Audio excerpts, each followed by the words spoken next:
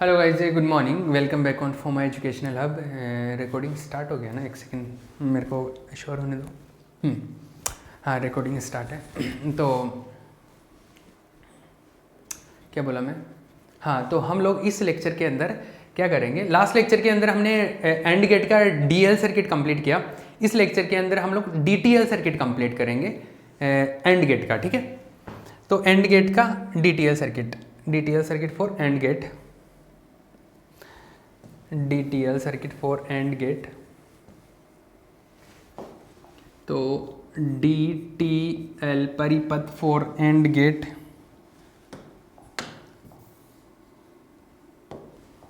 And Dwarka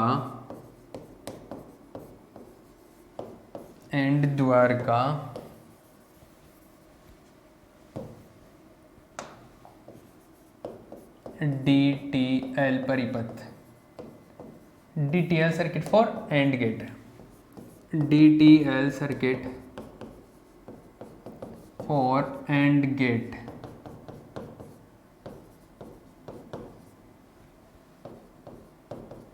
and gate है ना? देखो भैया क्या है, इसकी बात करते हैं। देखो इसमें क्या है, वही DTL का मतलब डायोड और ट्रांजिस्टर को मिलाकर बनाया गया है। तो लिख लो, इसमें एक लाइन लिख लो, एंड द्वारका DTL परिपथ, एंड द्वारका DTL परिपथ डायोड व ट्रांजिस्टर की सहायता से बनाए जाते हैं। एंड गेट का DTL परिपथ डायोड व ट्रांजिस्टर की सहायता से बनाए जाते हैं। This circuit is made with the help of diodes and transistor. This circuit is made with the help of diodes and transistors. This circuit is made with the help of diodes and transistors. ठीक है, चलो diode और transistor से हम लोग इसको बनाएंगे। तो कैसे बनाते हैं इसको देख लो। एक डायोड ऐसे लगा दिया, एक डायोड ऐसे लगा दिया।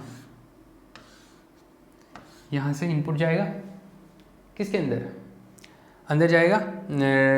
यहाँ पर एक ट्रांजिस्टर लगाते हैं, येलो ट्रांजिस्टर लगा दिया, ये ट्रांजिस्टर लगा दिया, ये ट्रांजिस्टर के अंदर जाएगा। चलो यहाँ पर एक रेसिस्टेंस लगा दिया, और यहाँ पर देखो इसका सर्किट मैं पहले दिखा देता हूँ। ये रहा, अभी हमने ये तो DL सर्किट था ना, DL सर्किट तो हो गया था। ये कौन सा है? DTL ही है ना। ये DTL सर्किट है, ये दिख रहा है, ये वाला सर्किट है। तो दो डायोड लगा देते हैं, ये ट्रांजिस्टर है, यहाँ पे एक रेसिस्टेंस, यहाँ पे 0 वोल्ट पे कनेक्ट कर दिया, एक रेसिस्टेंस इधर और लगाना है हमारे को, और एक बैटरी यहाँ पे लगाते हैं। ये सर्किट है। DL सर्किट तो हमने देख लिया था। तो ये हो गया। यहाँ पर क्या ग्राउंडेड कर दूँ, इधर एक रेसिस्टेंस लगाना है, इधर कुछ नहीं लगाना, इधर एक बैटरी लगानी है। इधर जगह कम पड़ गई या जगह कम पड़ गई तो इसको नीचे खिसका दो। अभी ठीक है, नाइस बेटर। चलो यहाँ पर एक बैटरी लगा दो, इसको हम लोग जनरली VCC बोलते हैं। VCC है ना, VCC। ये एक को रेसिस्टेंस लगा दिया मैंने। ये R, ये E पे होता है ना, E पे है ये जनरली B पे है, बेस है ना। ये एमीटर होता है, ये कलेक्टर होता है। आउटपुट ले रहा हूँ मैं यहाँ पे, आउटपुट ले रहा हूँ यहाँ पे एमीटर पे। V आउटपुट जो होगा, एमीटर का जो वोल्टेज होगा ना, एमीटर का, तो VE ये है, वही होगा एमीटर। ये बात समझ आती है। ये RE बोल देता हूँ इसको, एमीटर पे है, ये इसको R बोल दिया। ये दो डायोड है, D1 D2। इसको करंट में I बोल देता हूँ, इसको करंट IB बोल देता हूँ, इसको IB। ठीक है, ये IC, इधर से जो करंट आएगा वो IC, और इसमें जो करंट फ्लो होगा वो होगा IE। इसमें जो करंट फ्लो होगा वो IE करंट होगा। ठीक है, चलो इसको स्टडी करना स्टार्ट कर दे। ये दो इनपुट होंगे यहाँ पे, A एंड B इनपुट्स, इसको बोलते हैं निवेश। इधर निर्गम या निर्गत मान मिलेगा, यहाँ पे V आउटपुट है। चलो भैया इतना गेम क्लियर है? हाँ जी बिल्कुल ठीक है। अभी हम लोग क्या करें, अभी केसेस लेना स्टार्ट करें, first second third and fourth. तो पहले एक केस को स्टडी करते हैं। देखो अभी ट्रांजिस्टर आ गया है ना, जब भी ट्रांजिस्टर आता है तो हमारे को ये डिसाइड करना पड़ता है कि ट्रांजिस्टर दो रीजन में काम करता है, स्विच या गेट में। कौन से में? सेचुरेशन में और कट ऑफ में। एक तो अंतक क्षेत्र में, एक संतृप्त क्षेत्र में। और कट ऑफ या अंतक क्षेत्र या संतृप्त क्षेत्र में कैसे काम करता है वो डिपेंड करता है यहाँ पर कितना वोल्टेज है, इनपुट पर वोल्टेज कितना है। अगर इनपुट के ऊपर हाई वोल्टेज मिलता है तो करंट इधर से फ्लो होता है, इधर से करंट, इनपुट करंट फ्लो हो गया तो इधर से भी करंट फ्लो हो जाता है, सेचुरेशन में चला जाता है। और अगर इधर से करंट जीरो है, सॉरी इधर वोल्टेज जीरो आ गया, यहाँ पे वोल्टेज जीरो या बहुत कम, तो जीरो आया तो यहाँ पर इनपुट करंट नहीं फ्लो होगा, इनपुट नहीं होगा तो इधर से भी करंट ऑलमोस्ट जीरो होगा और ये कट ऑफ में चला जाता है, ये अंतक में चला जाता है। तो ये जो दो चीज़ें मैंने पहले सिखाई है, बस वही चीज़ें काम में लूँगा। तो अल्टीमेटली अपना जो टारगेट होता है वो क्या चेक करना होता है, हमारा टारगेट ये चेक करना होता है कि ये सेचुरेशन में है या कट ऑफ में, संतृप्त में है या अंतक में। अगर मेरे को ये बात समझ आ जाती है कि ये सेचुरेशन में है या कट ऑफ में, तो मुझे ये पता चल जाएगा कि इधर से करंट फ्लो होगा कि नहीं, इधर से करंट फ्लो होगा कि नहीं। ये बात समझ आ गई तो मुझे ये पता चल जाएगा कि यहाँ पे वोल्टेज ड्रॉप होगा कि नहीं, और यहाँ का वोल्टेज पता चल गया कि ड्रॉप होगा कि नहीं, तो यहाँ का वोल्टेज अपना को आइडिया लग जाएगा कि क्या होगा। तो मेन चीज़ क्या है, फोकस इस बात पे होना चाहिए कि ये सेचुरेशन में होगा कि कट ऑफ में। और वो स्टार्ट हम लोग जानना यहाँ से स्टार्ट करते हैं कि यहाँ पर इनपुट या आउटपुट जो भी है उसके हिसाब से ये फॉरवर्ड में होगा कि रिवर्स में होगा, ये फॉरवर्ड में होगा कि रिवर्स में होगा, उसके हिसाब से इधर करंट फ्लो होगा कि नहीं, उधर करंट फ्लो होगा कि नहीं, तो उधर आउट यहाँ पे क्या वोल्टेज मिलेगा, यहाँ पे क्या वोल्टेज मिलेगा, तो ये किस में होगा, ये किस में होगा, तो यहाँ पे करंट फ्लो होगा कि नहीं, और यहाँ पे अगर करंट फ्लो होगा कि नहीं तो यहाँ पे आउटपुट क्या मिलेगा। तो ये जो एक एक स्टेप बाय स्टेप जो हम लोग चल रहे हैं ना, वो लॉजिक जनरेट करता है, लॉजिकली हम लोग मूव करेंगे हर स्टेप पे। तो इसको थोड़ा सा आप ध्यान में रखोगे ना तो बहुत मज़ा आएगा, अदरवाइज तो आपको बिल्कुल समझ नहीं आएगा। आपको ये नहीं समझ में आएगा इस स्टेप से ये कैसे हो गया, ये कैसे फॉरवर्ड में, तो इधर करंट क्यों नहीं फ्लो हो रहा है, इधर वोल्टेज क्यों क्यों क्या आ रहा है, तो कुछ क्लियर नहीं होगा। लॉजिक ध्यान में रखना होगा, है ना। तो ट्रांजिस्टर के लॉजिक्स पहले मैंने सिखा रखे आपको, है ना, तो दैट्स वेरी इंपॉर्टेंट। तो चलो हम लोग केस 1 को स्टडी करते हैं। केस 1 देखो, आप किसी भी बुक में उठा के देखोगे ना तो इस तरीके से केसेस बना के उसमें इतना डिटेल में नहीं समझा रखा होता है, क्योंकि वो ये समझते हैं बुक्स वाले, ये कहीं पर भी आप पढ़ोगे तो कि आपको आता होगा ये चीज़, बट ये चीज़ हर इतनी छोटी चीज़ नहीं आती, मुझे पता है। तो इसलिए मैं एक एक चीज़ को बारीकी से बता रहा हूँ, तो इसको ध्यान से देख लेना। हाँ, बुक वाले तो ये समझते हो कि आप इंटेलिजेंट है, बट वो तो आपको पता है कि आप है कि नहीं। तो आप देखिए इधर ये VCC वोल्टेज है, VCC को भी हम लोग जनरली 5 वोल्ट ले लेते हैं।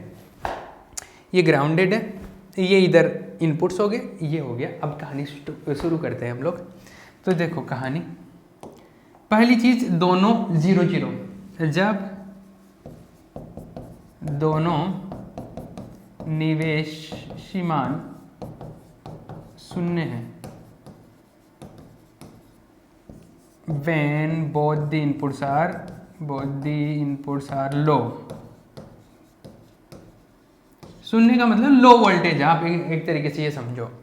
अब देखो ये दोनों 0 पे है, ये 0 पे, ये डायोड D1 है, ये डायोड D2 है, इधर करंट I1, इधर करंट I2, ठीक है,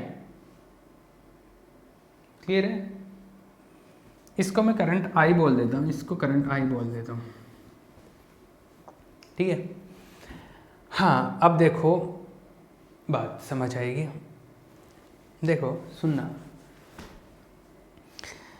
अगर ये दोनों 0 पे हैं तो देखो इनका ये P साइड है, ये N साइड है, इसका ये डायोड का P साइड है, ये N साइड है।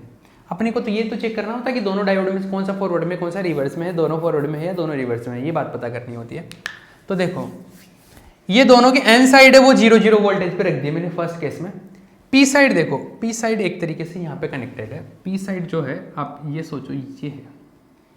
हम लोग कई बार क्या करते हैं, इसको इस बैटरी को अलग भी कर लेते हैं, यहाँ से इसको अलग करके इसके साथ में VCC कनेक्ट कर देते हैं, मतलब ऐसे।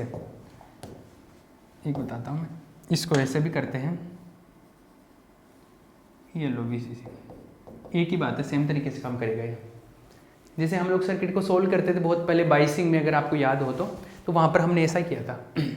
तो ये इस तरीके से बात कर सकते हैं। तो ये जैसे ये P साइड है वो तो यहाँ पे कनेक्टेड है हाई वोल्टेज पे, और N साइड है वो जो भी हम लोग इनपुट लगाएंगे उसके हिसाब से। तो एक बार तो जैसा सर्किट है मैं वैसा ही बनाता हूँ, जैसा है वैसा ही बना देता हूँ।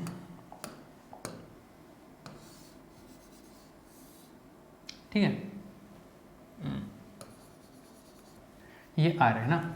तो ये P साइड के ऊपर तो हाई वोल्टेज कनेक्टेड है। हाई वोल्टेज को जनरली आप 5 वोल्ट ले सकते हो, 5 वोल्ट ले सकते हो, ज़्यादा भी ले सकते हो, जितना भी लेना चाहो। हाई वोल्टेज है वो, ये लो वोल्टेज है। ये तो P साइड पर हाई वोल्टेज, N साइड पर लो वोल्टेज। तो ये किस में रहेगा? फॉरवर्ड में। तो दोनों डायोड फॉरवर्ड में, दोनों डायोड फॉरवर्ड में होने का मतलब है इधर से करंट फ्लो होगा।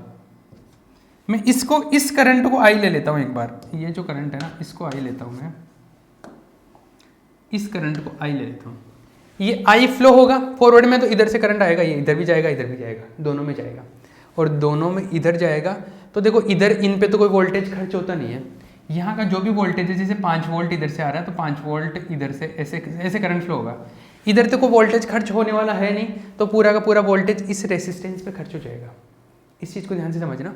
ये सर्किट कैसे काम करेगा, दोनों फॉरवर्ड में है तो ये सर्किट एक तरीके से ऐसा है,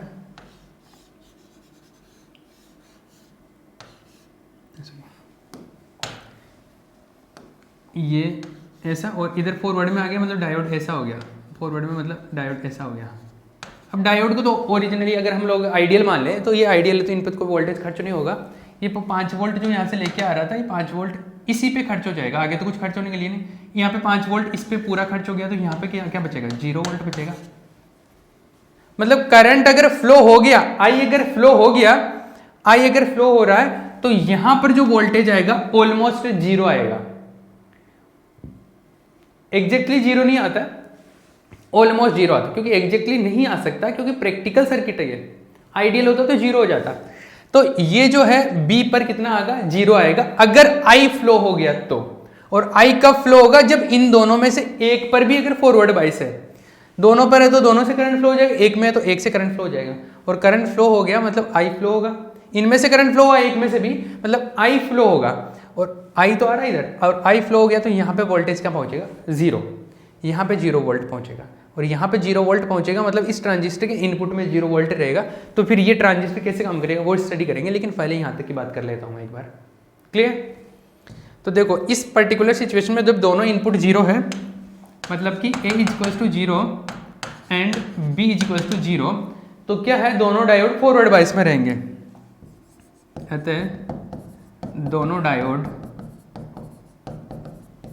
अग्र बाइस में है, अग्र बाइस में है, दोनों डायोड अग्र बाइस में हैं।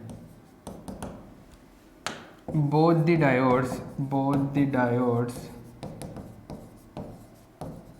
Are in forward bias. दोनों डायोड फॉरवर्ड बाइस में है, और दोनों डायोड अगर फॉरवर्ड बाइस में है तो करंट I1 भी फ्लो होगा और I2 भी फ्लो होगा।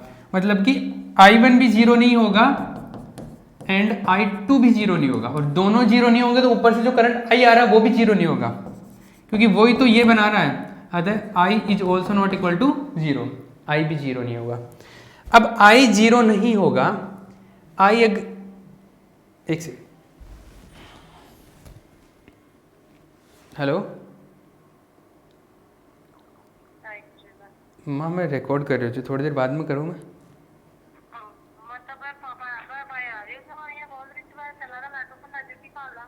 भिजवा दो।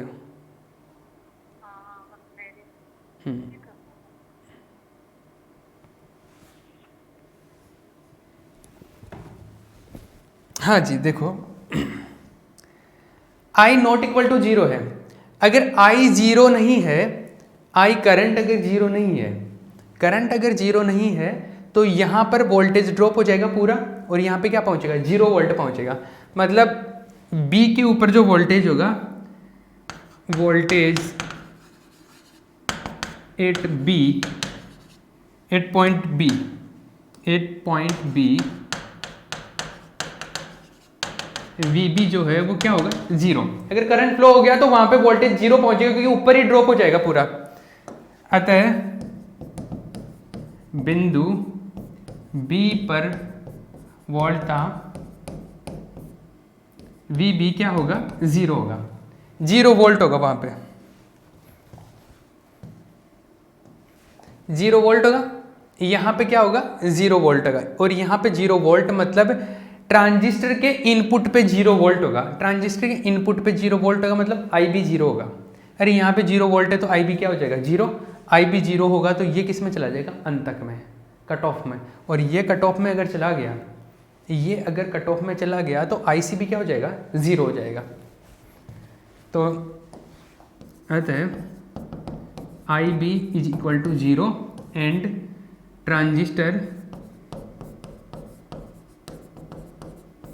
अंतक क्षेत्र में कार्य करेगा, अंतक क्षेत्र में होगा। Transistor will work in cut off, in cut off region, cut off region में काम करेगा। और ट्रांजिस्टर कट ऑफ में काम करता है तो IC क्या होता है, 0 होता है। अतः IC क्या होगा, 0 होगा। और IC 0 होगा, IC 0 होगा मतलब इधर से करंट जो आ रहा था वो 0 होगा, इधर से वाला करंट 0 होगा तो इधर वाला करंट भी क्या होगा, 0। मतलब यही तो इधर आ रहा है IE इधर से और इधर से आता तो ये भी 0 है, ये भी 0, तो IE क्या हो जाएगा, 0। और मैं ऐसे बोल सकता हूँ IE तो ऑलमोस्ट IC के बराबर ही होता है, सिंस IE जो होता है वो ऑलमोस्ट IC के बराबर होता है। अतः IE भी क्या होगा, 0। IE 0 है। और IE अगर 0 है, यहां से कोई करंट फ्लो नहीं हो रहा, कोई करंट फ्लो नहीं हो रहा तो वोल्टेज का कहीं ड्रॉप होना ही नहीं है। यहाँ पे कोई वोल्टेज ड्रॉप नहीं होगा। यहाँ पे 0 है तो यहाँ पे भी 0 होगा, यहाँ पे भी 0, यहाँ पे भी 0, यहाँ पे भी 0, यहाँ पे कितना होगा, 0 वोल्ट। चमका। अरे हमने ये, मैंने बेसिक में बताया था ना आपको कि अगर मान लो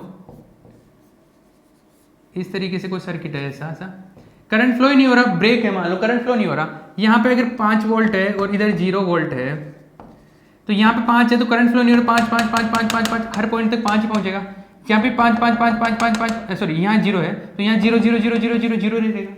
इसी तरीके से यहाँ पे 0 है तो 0 0 0 0 0 तक रहेगा। तो आउटपुट क्या होगा, 0 वोल्ट। आउटपुट क्या होगा, 0 वोल्ट। अतः V output is equals to VE है और वो क्या होगा, 0 वोल्ट। मतलब V आउटपुट जो है वो मिला मुझे लो, निम्न मान मिला, जिसको मैं बोल सकता हूँ 0। ठीक है, ये मिला भैया, ये जो है इसका ये मिला, ये एक कंप्लीट हो गया, अपना केस 1 कंप्लीट हुआ है। अपने को फाइनली क्या चेक करना होता है कि ट्रांजिस्टर कौन से रीजन में काम कर रहा है, ट्रांजिस्टर कौन से क्षेत्र में वर्क करता है। तो उससे पहले हमारे को कौन फॉरवर्ड में कौन रिवर्स में है उसके हिसाब से चेक करना पड़ता है। एक बार टाइम देख लेते हैं। अब मैं चारों केस डिस्कस करता हूँ। 3 केस और रह गए ना, अब देखो उनको फटाफट कर लेते हैं। एक लॉजिक समझ में आ गया होगा। अगर करंट फ्लो हो गया, मैं दोबारा सा एक हल्का सा एक्सप्लेन कर देता हूँ।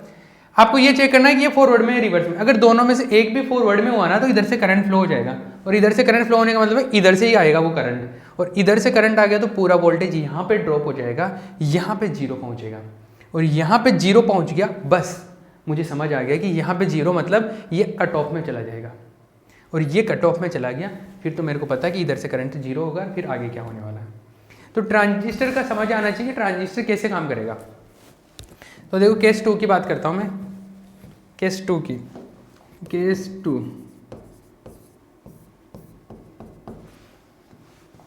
2 की बात करो। देखो if A is equals to 0 and B is equal to 1, A is equal to 0 and B is equals to 1, तो A 0 है B 1 है, तो क्या होगा, कौन फॉरवर्ड में रहेगा कौन रिवर्स में रहेगा आपको चेक करना है। A 0 है B 1 है, A 0 है, ये अगर 0 है तो ये 0 पे, ये P हाई वोल्टेज पे, तो ये फॉरवर्ड में रह जाएगा। ये इसमें 1 कर दिया, इसमें भी 1 और इधर भी 1 मतलब हाई वोल्टेज, और P की तरफ भी हाई वोल्टेज, दोनों तरफ हाई वोल्टेज मतलब ये रिवर्स में, तो ये फॉरवर्ड में ये रिवर्स में, ये फॉरवर्ड में तो ये करंट फ्लो हो जाएगा, ये नहीं होगा। और ये करंट फ्लो होने का मतलब आ तो इधर से रहा, तो मतलब आई भी फ्लो हो गया। तो फिर वो बाकी की कहानी पहले वाले केस की बनेगी। तो देखो A0 है तो डायोड D1 है फॉरवर्ड बायस में, अग्र बायस, इन फॉरवर्ड बायस, और ये D1 फॉरवर्ड बायस में है तो I1 जीरो नहीं होगा, अतः I1 not equal to zero. और I1 जीरो नहीं है, ये बात समझ में आए। तो D2 किस में है, इन रिवर्स बायस, पश्च बायस में है ये, और पश्च बायस में है तो इसका मतलब, पश्च बायस का मतलब है कि I2 जीरो होगा, I2 जीरो हो गया। अब देखो I1 not equal to zero है, I1 not equal to zero, मतलब ये जो करंट है ये जीरो नहीं है, ये जीरो नहीं है, मतलब आ तो इधर से रहा है, मतलब I भी जीरो नहीं होगा, और I जीरो नहीं होगा मतलब करंट इधर से फ्लो हो जाएगा, और करंट फ्लो हो गया मतलब पूरा वोल्टेज यहाँ ड्रॉप हो जाएगा, यहाँ तो जीरो मिलेगा, तो B पर जीरो वोल्टेज मिलेगा, फिर लास्ट वाला केस बन जाएगा। तो I2 जीरो है, अतः I is not equal to zero, और I जीरो नहीं है, अतः जो B पर वोल्टेज मिलता है वो जीरो मिलेगा, B पर वोल्टेज जो मिलता है वो जीरो मिलेगा, और B के ऊपर वोल्टेज जीरो मिल गया, इसका मतलब है कि जो इनपुट वोल्टेज है ट्रांजिस्टर का वो क्या मिल गया, जीरो, मतलब I भी जीरो होगा, अतः I भी क्या होगा, जीरो, और ट्रांजिस्टर अंतः क्षेत्र में काम करेगा, ट्रांजिस्टर अंतः क्षेत्र में होगा, अंतः क्षेत्र में कार्य करेगा, transistor will work in cut off region में काम करेगा। और कट ऑफ रीजन में अगर वर्क करता है ट्रांजिस्टर अगर कट ऑफ रीजन में काम करता है तो क्या होगा, ट्रांजिस्टर अगर कट ऑफ में काम करेगा तो क्या होगा, IC जीरो होगा, IC जीरो होगा तो IE भी IC के ऑलमोस्ट बराबर होता है, तो ये भी क्या हो जाएगा, जीरो, मतलब IE जीरो हो गया। और IE जीरो होता तो पहले वाला केस हो जाएगा, IE अगर जीरो होता है, IE जीरो होता तो कोई वोल्टेज ड्रॉप नहीं होगा, तो यहाँ पे जीरो जीरो जीरो जीरो, यहाँ पे भी जीरो, आउटपुट पे क्या मिलेगा, जीरो वोल्ट। तो आउटपुट पे क्या मिलने वाला है, जीरो वोल्ट मिलने वाला है। अतः V आउटपुट क्या मिलेगा, VE and that is equals to zero volt. तो V आउटपुट क्या मिलेगा, V आउटपुट लो मिलेगा, अपने को निम्न मान मिलेगा, जिसको बोलते हैं जीरो। ठीक है, ये मिल गया सेकंड केस। थर्ड केस भी कुछ इस तरीके का ही होगा, क्योंकि थर्ड केस में क्या होगा, ये 1 होगा, ये 0 होगा, तो ये सेम सिचुएशन रिपीट होगी, बस थोड़ा सा यहाँ पे चेंज होगा, इसमें ये रिवर्स में रहेगा, ये फॉरवर्ड में रहेगा। तो केस 3 को स्टडी करते हैं हम लोग, किसी ने नहीं छापा है तो ये छाप लेना, ठीक है। अब बात करते हैं हम लोग थर्ड केस की। तो केस नंबर 3, केस 3 देखो, A is equals to 1 if A is equals to 1 and B is equals to 0। A1 है, मैं बोल रहा हूं, मैं सर्किट नहीं दिखा रहा, अब आप खुद समझना। A1 है, B 0 है, तो A1 है तो A के तो दोनों तरफ, जो डायोड D1 है उसके तो दोनों तरफ हाई वोल्टेज 1 रह गया, तो डायोड D1 तो रहेगा रिवर्स बायस में, इन रिवर्स बायस पश्च बायस में, और पश्च बायस में होगा तो I1 क्या होगा, 0, और D2 जो है वो रहेगा इन फॉरवर्ड बायस, क्योंकि D2 के एक पर तो 0 है, दूसरे पे हाई वोल्टेज है, तो ये फॉरवर्ड बायस में रहेगा, अग्र बायस में। इंग्लिश वाली चीज़ें लिख लेना, हिंदी वाली चीज़ें लिख लेना। और तो ये I2 जो होगा, I2 0 नहीं होगा, और I2 0 नहीं होगा तो I भी 0 नहीं होगा, क्योंकि I2 के अंदर I ऊपर से आ रहा है ना, अतः I भी 0 नहीं होगा। और I अगर 0 नहीं है तो उधर से करंट फ्लो होगा तो R के ऊपर वोल्टेज ड्रॉप होगा, R के ऊपर वोल्टेज ड्रॉप हो गया तो B के ऊपर वोल्टेज 0 पहुंचेगा। मैं हर एक लाइन बोल रहा हूँ ना, उसका अपने आप में बहुत मीनिंग है, मैं बकवास नहीं कर रहा हूँ, जो भी बोल रहा हूँ उसका कुछ ना कुछ मीनिंग है।